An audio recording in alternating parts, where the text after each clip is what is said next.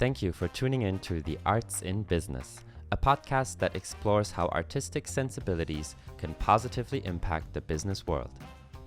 I am Sebastian Grube, an artist, entrepreneur, and communications professional who aims to build a more compassionate world through amplifying voices. I am also the founder of Beyond Comms, a communications agency that unearths and amplifies the stories that inspire founders to build sustainable and impactful businesses. So let's dive in.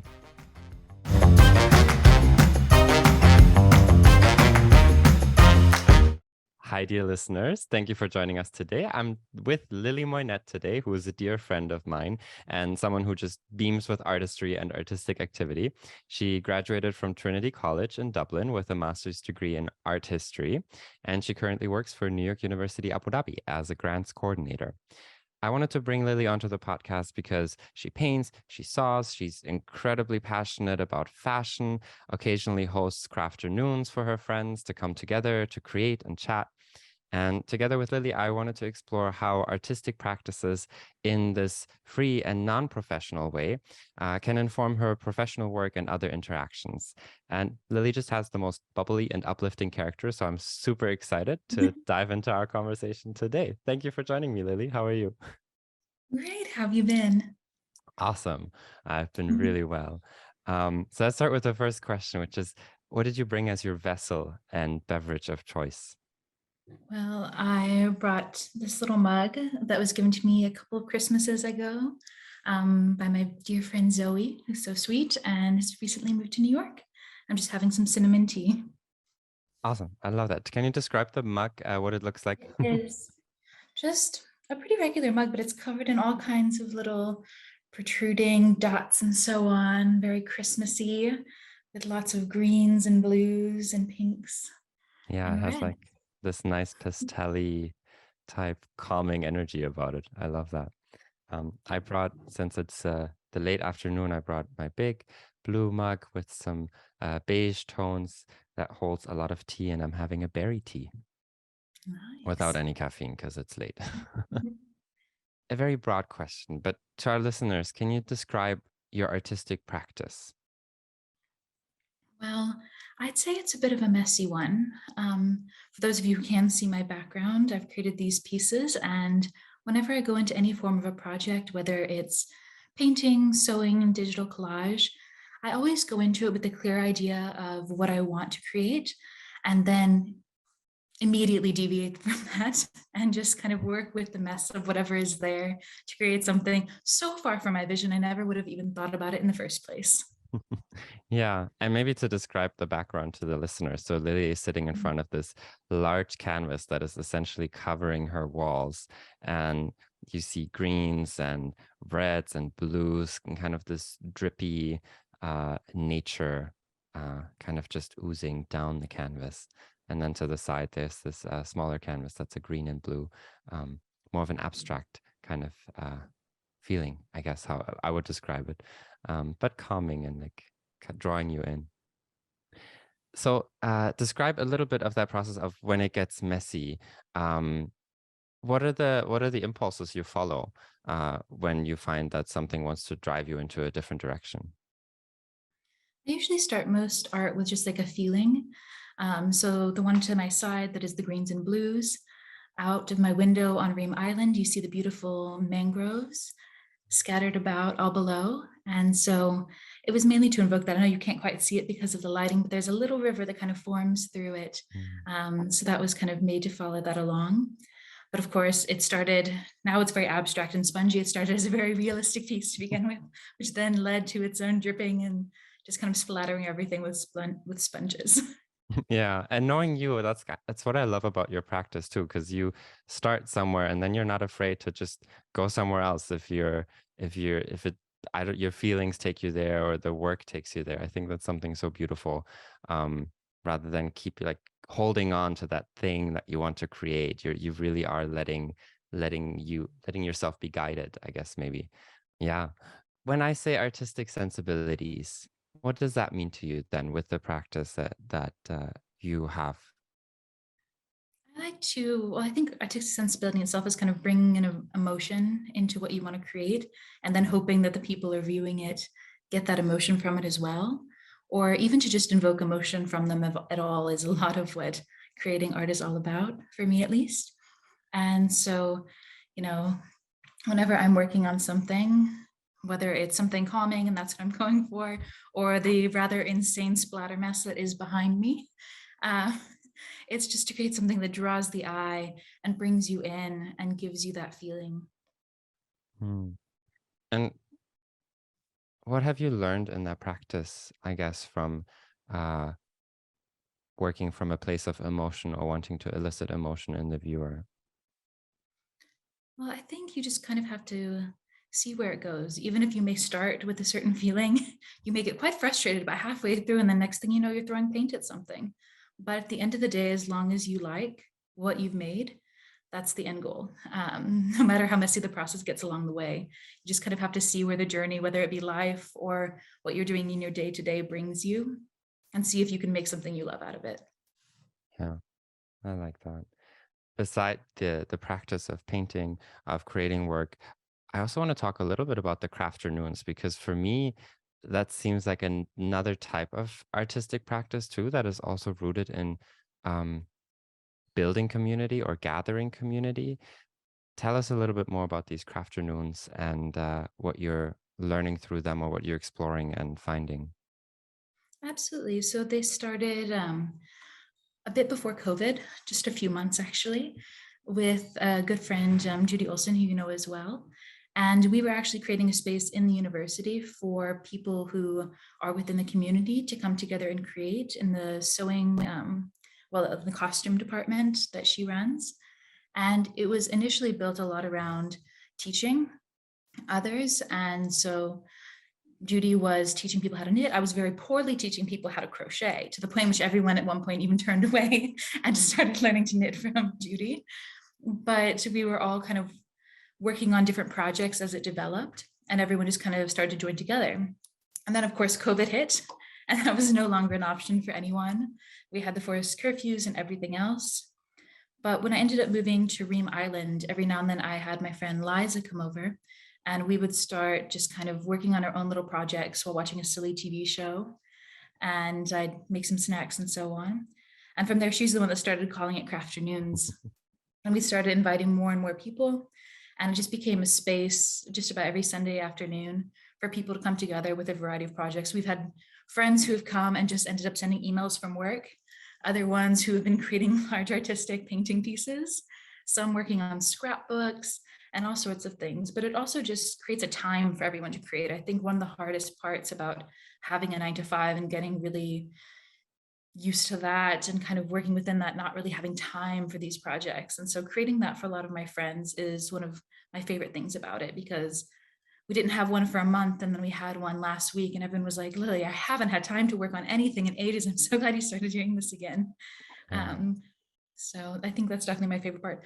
And having everyone work around you and different things who are all come from different, very different areas of life and work and so on, just create their own objects is just so magical in its own way, because you can always discuss things with them and kind of talk about it and inform each other. I've taught friends how to do digital collages during crafternoons, and I've had other ones who've taught me how to crochet granny squares, which is all the more sad that I was teaching other people how to crochet when I didn't even know how to do that. But it takes courage, and I think you learn through it as well. But that brings me to kind of my next question is you're talking about creating time for others to practice their art. What do you do to nourish your artistic sensibilities? Because you have a 9 to 5 job, often more than 9 to 5 and longer hours. So how do you make sure that you're nourishing your sensibilities and your artistic practice? I think a lot of that is just building in the time for it, whether through the crafternoons or just during the evening, to give myself a project and just start to work on it. Like I've probably have about 4 different projects in different areas of my house. And I have to be like, okay, today I'm actually going to work on this. Otherwise, life just kind of takes you by swing and you'll end up doing other things if you don't just have the focus to be like, okay, no, today I'm working on the tapestry. Tomorrow I'll work on the painting. Nice. Yeah. But as I think that's so important, and that's something that hasn't come up in the conversations we've been having on the podcast yet, is time, actually making time in your schedule to create and making sure that you have that buffer or that space. Uh, for yourself and for the work that you want to engage with. So thank you for bringing that in. I mentioned in your introduction that you're a grants coordinator for NYU Abu Dhabi. Tell us a little bit about what you do there and what your work is. Absolutely. So I got hired on in research, just pretty much fresh out of my master's program. I was working on my thesis, which focused on performance and video art created in the UAE, and didn't really expect to see myself here for very long, other than just kind of finishing that up and going back to Dublin. But I ended up kind of moving into this job. So my job in itself is the grants administrator for the Division of Arts and Humanities at NYU Abu Dhabi. So I work with faculty members within my division on all of their internal and external funding. So their grants from abroad and around, as well as the automatic funding that they get, depending on their position when they join at NYU. It's an interesting position, but the thing that I do love the most about it is a lot of my day, more so than necessarily working on budgets, is discussing things with my faculty members. A big part of it is figuring out how to make their vision happen within the constraints of their budget and within the constraints of the rules and regulations of the institution, and kind of seeing how we can work together to make that happen and fulfill the needs that they have to be able to fulfill their practice or complete their project. Yeah, but it also involves a lot of finances, doesn't it? Oh, yeah. I mean, I came into this with an art history master's, and the ongoing joke is that I'm an accidental finance bro because I am now a wizard with Excel. I love that. Um, and that I think the conversation part links to the artistic sensibilities for sure. And I want to dive a little bit more into that. But let's start with the financial part and your work with the budgets and allocating and working things out. Do you feel like your artistic practice, your artistic sensibilities are connecting to that in some way? Do you find that you're using some of those sensibilities in that financial work that you're doing? How does it connect, if at all? Absolutely. I think that a lot of the understanding that I have from my academic background really plays into my ability to assist with a lot of these things when building out their budgets and thinking about how they have to work to get to where they want to be, as well as within the discussions within the institution. Because I'm also the way that funding derives in NYU Abu Dhabi is primarily internal. So rather than talking to external sponsors, you're kind of working with the internal administration to make things happen. So I'm often the one granting exceptions and kind of seeing how things can be made to happen and fighting on the behalf of my faculty members with the administration to try and see how we can get them to what they wish to do. But from a financial perspective, I think creativity plays into just about everything that we do, and being able to be creative in how you see whether projects or problems, or building a budget when it comes down to it, or kind of directing funding in the places that they need to be. Just you have to be able to think about it not only from the perspective of them, but the perspective of others, and see how you can kind of make the numbers work for how they need to be. Yeah, yeah. And something that I'm thinking about right now, and it's just a thought that I want to put out to you and see how you respond, is I feel like what you're talking about in terms of finding ways to work around the institutional constraints or the creativity within the budget, to me sounds like you're also it's a reflection of that practice that that you talked about in the beginning. If you're being led by your emotions when you're creating to a certain extent, so if you feel like you want to throw a bucket of paint at the canvas, you do that and you see what comes next, and you're essentially kind of creating a constraint for yourself to figure out something else. Is that is that a connection that you would draw, or how do you feel about that? Absolutely. I mean, when you're whether messing with a canvas or accidentally sew the wrong way or over your finger, you're kind of dealing with a bit of mess and have to then problem solve. Okay, how can we work with this? How can we make this better? And a lot of my job is problem solving and kind of working to see how, okay, like, yes, how can we make this better? Like, let's finish this up. Let's see how we can get there. Yeah.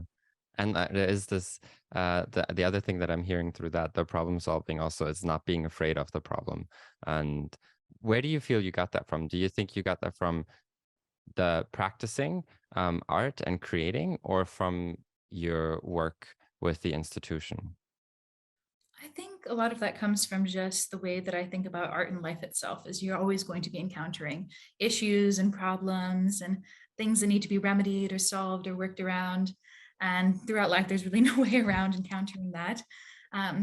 But just having the ability to kind of look at it from different perspectives and think about how we can, create something new. It may not be where you started. You may not get exactly what you want out of the situation, whether it's arguing with administration or working within the constraints of a much smaller budget than you imagined. But as long as you are creating something in the end, it is a success. It may not be what you wanted, but it is still something. You've made something, you've done something. Mm-hmm. You're helping other people work within constraints and understand kind of the result of what happens, or if they encounter an issue or they don't get what they expected, essentially helping them, guide them through that. What goes on in your mind when you, in your art, don't get what you're expected, what you're expecting? How do you guide yourself through that? Whenever that happens to you, pretty much have the two options of, okay, I'm going to start over. Let's just back to blank canvas. Let's think about this from the very beginning and build it back up. Or it's, okay, I accidentally dripped a giant splash of that all over this canvas and myself. Let's maybe just rub it around. Let's see where we can get with that and see if we like it, let it dry, come back to it, see if we can think about it from a different direction. And, just kind of try and give it a moment and see where it'll take you. Yeah. Okay, I'll shift gears a little bit to you studied art history. So you come from I would say, artistic background for sure. You ended up in, as you're describing yourself, a finance bro person. What was that transition like with your background, with your expertise? A little bit jarring at first, of course, because I came from writing my thesis and papers on costume history in the medieval period to kind of working with individual researchers on their projects, which when I started the Research Institute was everything from, space science to climate change to all kinds of other things. But I think so much of it is also just dealing with people. While some areas of finance are much more focused on numbers and outputs, like a lot of my role is kind of just like working individually with faculty members. I've had many meetings where it starts with, hey, so I kind of want to do this. And then next thing you know, we're an hour into them describing their artistic practice on me and the recent books they've written. And we've come to a conclusion in which we're like, okay, we can hire this person that way and we'll do this way. Just kind of getting to where they need to be, which I know I keep on repeating, but I mean, that's the end of all artistic practice and work, is just trying to get you where you need to be, whether visually or just kind of throughout working within the systems that constrain you. And I think art itself also is a constraining mechanism. You're taking something within a very certain, whether a canvas or like a very specific paper, like a sculpture, so on. But just taking something and creating it within the confines of material. And a lot of the times you just have to do that anyway, regardless of what the constraints are. Sorry, I totally rambled there for a hot sec. No, yeah, I think that rambling actually turned into something that is having me think in a different way. Because when I think about art, I'm always like, freedom, there's so much you can do, there's so much you can create, you can think about, you observe, you reflect. And as an artist, yes, you know that you're supposed to create constraints for yourself in order to frame your work or, be productive in some way. But you just said that, I don't know, I'm not gonna put words in your mouth, but what I'm hearing is the thought of art as a constricting mechanism. So thinking about exactly what you talked about, like taking the inspiration or the call from the material that you're working with, and that is what is constricting you, and that's your frame. Can you dig deeper into that? I'd love to hear more about how you think in that way. Absolutely. I think regardless of what art you're creating, you are confined to the material you're working with. So yeah, like you said, you kind of have to like take into account whatever that material is and then build off of it, whether it's canvas, sculpture, architecture, or even just like whenever you're working on digital mediums, like you are constrained to a certain space in which you are trying to bring something forth.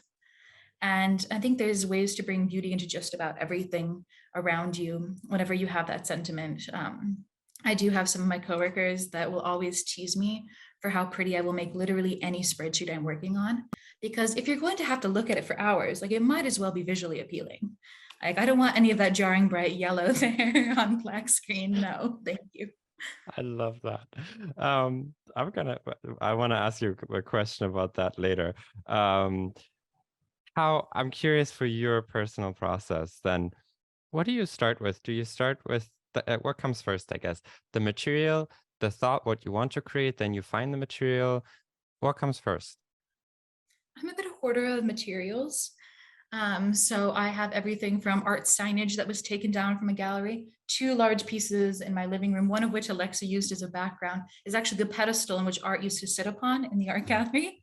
Um, and like what lies behind me is actually just a very large like painting tarp for when I was planning to actually paint my walls. And instead I was like, hey, I can use this. Let's just hang it in my living room instead of, or well, in my dining room instead of painting the dining room itself. And so now it just covers all of the walls of it. Yeah, nice. That's so cool because I feel like I almost always imagined working in the opposite for myself. Like, yes, I have for example, as a theater director, when I directed theater, I had a play, and that's the restricting material, let's call it that, in the performing arts world. But then there's so much freedom that I would have in terms of what is the direction, what is the design, what's the feeling, what's the mood, what is my interpretation of that play as a person reading it or directing it. And I always came at it from the sense of freedom and unlimited choice, having to narrow it down. But I love finding out more about your process of starting with a constriction and then working from that. Like it almost feels like the opposite to me, like from something small into expanding into ultimate freedom in a way. So let's dig a bit into that designing spreadsheets one, because I feel like I just want to ask, how do your colleagues react to that? Well, they just kind of find it funny, honestly. And then whenever one of them designs something and wants all of us to work on it, I'm just like, can I change the colors? Can I change this a little bit? And they're always like, yeah, of course. Like yours are always very pretty. Just go for it. Yeah. Have you found that um, conversations change when people look at at design spreadsheets, or that you find easier to look at? Or do they stay the same? Like, does it open something if it's easier to look at, if it's out of the norm? Or are people more comfortable with staying in the norm of the horrible yellow on a black screen? Because I've been in my role for a while now and there's been so much turnover, I've actually had a lot of space to be able to be the one that creates oftentimes a lot of things that people are interacting with, which is really lovely because then I can kind of build it from the get-go and always try to get feedback throughout the process to see how people interact with it, as with like, most web design or even just like design within online spaces that we all had to do a bit of over COVID. Mm. But in terms of spreadsheets themselves, I don't think it oftentimes deviates from people's expectations as much as they do find it a little bit less jarring, Mm. having things not in neon red whenever there's an error or something, or to be highlighted. But I think I'll often get little comments on it, just be like, oh, that's pretty. And I'm like, thank you. But yeah, nothing too jarring from anyone else's perspective. And I tend to work within the confines of what we kind of have to produce. But I think Yeah. even when you're creating design, I have some friends who are really wonderful, like web designers, and create different, whether online learning experiences or work with corporations to kind of redesign their websites. It plays such a big role in how you perceive, what's being done, whether you're looking at a budget and kind of seeing how it can be simplified as much as possible while also creating a genuine understanding for the person looking at it, and also just making it a little bit pretty. Yeah. I think we all need a bit more prettiness in our lives. And I do think I mean, I've seen it open conversations in the past. I don't know if that's the same in the field that you're working in, but if people see something unexpected, like I feel like even the comment to you for oh, this looks pretty, or this looks nice, or the joking kind of teasing version of that, I think it puts people into a different space of mind. Maybe it takes them out of their usual day to day, and um ideally maybe makes them feel the permission to be a little bit more creative, or also just, I don't know, maybe makes them appreciate something in a different way than they have before. I like to think so, at least just a little tiny way of bringing a little bit of niceness into having to work on spreadsheets and with way too many numbers all at once. Yes, for sure. What can people who have an artistic practice um, do in order to position their sensibilities that they're gaining through that in a way that allows them to enter into a professional world, or kind of bring that part of their identity into businesses and corporations? I think bringing emotion and excitement is a lot of what will end up getting you a role whenever you're moving from working in the arts into something new. And if you're bringing an understanding from outside or even within the same realm as the organization, but in a different way than they might have expected, you can lend a lot to that conversation. But in terms of my own artistic practice, I think a lot of it ends up just being flexibility and adaptability. You have to just really see where things are going to take you and be able to adjust and adapt, which is something we all had to do rather abruptly during COVID, is just kind of reshaping all of our interactions and how we deal with our day-to-day jobs in a very, very different way, very suddenly. I'm thinking about how we're interacting with online spaces in a very different way from how we used to once that option of in-person contact was taken away. Mm. I love the thought of flexibility and adaptability too, because that's something that for me, listening to you and knowing you and your practice, is something that shines through so much. The idea of flexibility and adaptability, and now hearing you talk more about your work too, it really seems to prime you to be able to be flexible and work within constraints. And um, I think that's such an important thing that I haven't thought about in terms of artistic practices. We do need to be flexible. We need to learn to adapt to the circumstances. If we I'm thinking in theater terms, if there's a technical constraint that doesn't allow us to light a certain part of a set or of the stage, what do we do? Where do we put the actors? Where do we put the design? So there is a lot of flexibility that we learn that I think is so important in business settings, in order to allow us to respond maybe more authentically, or um, quicker, uh, or in new ways to problems that we might have not have faced before. Absolutely. I think it's just part of living, but also just such a big part of having to adjust within the arts is just having to have that perspective and think about, okay, well, that didn't work. So what can we do now? Hmm. Hmm. I wonder, let me ask you this. Was there a moment in your professional practice, it doesn't only necessarily need to be about the work that you're currently doing, where you found that your artistic practice intersected with it, like a moment where you were like, oh, I never thought about it this way, and or I'm using this sensibility or skill that I've acquired. Is there a moment like that, like an aha moment or a moment of realization? Absolutely. I think it lended itself really heavily to one of my first jobs, actually, when I worked in the States in an educational technology company. And I was a part of like the learning team. So we kind of worked with a variety of people from academic and other professional institutions to build their courses. And what played into that was learning environment modeling language and kind of how we think about how things should be shaped. Like, how do we want to take this idea of this structure of the syllabi and kind of make it engaging, like change it around and move it and kind of mold it to something that'll be interactive and engaging and interesting. And so just kind of having that ability to kind of shape something so deeply, which also kind of plays itself into my current role, where I've been working a lot on kind of developing kind of these procedures and so on to kind of work with faculty members and think about ways to make it not only easier for them, but more easily understood. And so much of my practice is just kind of like moving within that and thinking about, okay, what can we do next that will keep this interesting? And so it definitely played itself a lot into that other job. Mm. Yeah, thank you for drawing that comparison. Um, and distilling that moment of learning. I think that's so helpful. Let me turn that question around then. What can organizations do to engage artistic sensibilities more openly in their culture and allow people who work together or who work for the business to bring in their artistic practice or what they're learning from it into that setting? I think dialogue and discussion would be key to that. Because even though maybe the person who runs the business may think about things in a certain way and kind of confine themselves to that vision of it, having open discussions and dialogues with not only your coworkers and collaborators, but people outside of your organization about how they think about this thing that you've created.